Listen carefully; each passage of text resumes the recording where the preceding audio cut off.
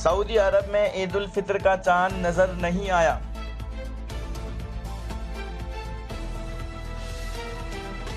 हज 2022 के लिए दिल्ली में आज़मीन की फिरकांदाजी मुकम्मल, 835 अफराद मुंतखब।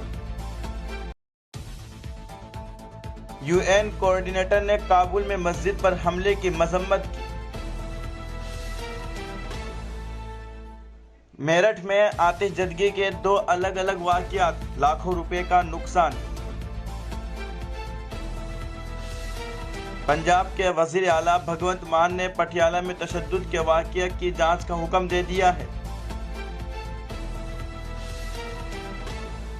सऊदी फरमारवा और वली अहद की तुर्क सदर से मुलाकात।